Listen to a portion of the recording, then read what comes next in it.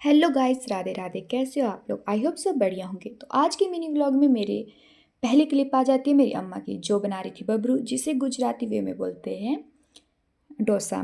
तो आज था साजा बबरू का, तो मतलब हमारे पहाड़ी इलाके में बोलते हैं बबरू का साजा। तो आज बनना था बबरू। थोड़ी देर बाद मम्मी बोलती है कि चलो आज बुआ के घर चल पड़ते हैं, क्योंकि उन्होंने बुलाया होता। तो हम दिन दिन में गए बुआ के घर। और भाई जाती बार का रास्ता देखो आप, कितना खतरनाक था।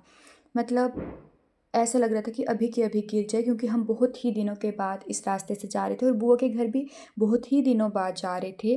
तो रास्ता बहुत ही खतरनाक था, जिस जो आप देख ही सकते हो कि वीडियो भी आधी आधी जैसे बनी हुई है। लेकिन हाँ, व्यू बहुत अच्छा था। बस थोड़ा डर लग रहा था, क्योंकि जानवरों का थोड़ा डर लगता है जंगल वगैरह से। फिर हम पहुँच गए नदी के पास नीचे, जो बहुत ही प्यारी थी। ये नदी अभी बहुत ही कम दिख रहा है इसमें पानी, लेकिन जब मतलब बारिश या बरसात होती है तो तब बहुत ही सुंदर दिखती है और बहुत ही गहरी हो जाती है ये नदी। और यहाँ हम बता रहे थे नदी का व्यू, और मेरी मम्मी और मेरे भैया देख रहे थे ये नदी। और सामने हमने जो ये दिख रहा है, यहाँ से जाना था हमने। और भाई बरसात के टाइम में रास्ता इतना गंदा हो गया था कि यहाँ रास्ता ही नहीं बचा हुआ था, और हमें ऐसे ऐसे नीचे मतलब आना पड़ रहा था कि हमें पता नहीं था रास्ता किस साइड से था। और डर लग रहा था कि कहीं ऊपर से पत्थर ना आ जाए। और आप मेरी हालत देख ही सकते हो कि मैं किस तरह से उतर रही हूँ, क्योंकि मेरे को लग रहा था बहुत ज़्यादा वाला डर। और मेरी मम्मी बोल रही थी कि तू ऐसा कर, सूट या फ्रॉक पहन ले, क्योंकि मेरे को पता था भाई ऐसा ही होना है सामने। फिर मैं आपको ये बता रही हूँ कि यहाँ भाई लैंडस्लाइड जब हुई थी अभी बरसात में, तो यहाँ ये हो गया था बहुत बुरा नाश। जो ये खंभा वगैरह है ये गिर गया था, और ये पेड़ वगैरह मतलब पूरी ज़मीन ना बिल्कुल दरार जैसे पड़ गई थी।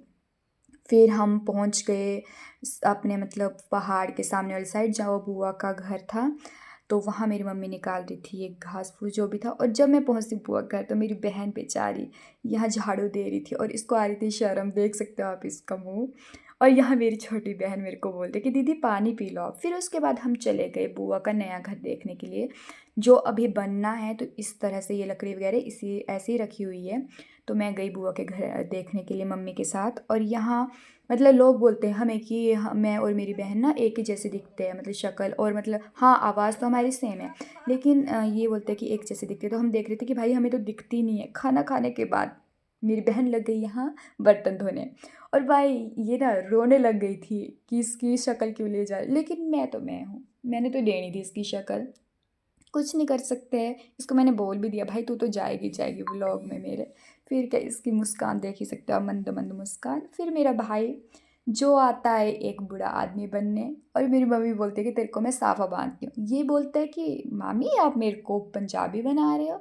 मम्मी बोलती है कि पंजाबी नहीं, इसको मतलब हमारे इसमें भी पहनते थे जब मतलब हमारे जैसे बुजुर्ग वगैरह थे ना, तो वो लगाते थे ऐसे साफा। तो वो बना रहे थे, और इसके जैसे टेप के साथ ना पूरे के पूरे जैसे दाढ़ी वगैरह बना दी थी मेरे भाई ने। तो हम इसका ले रहे थे, आप देख सकते हो।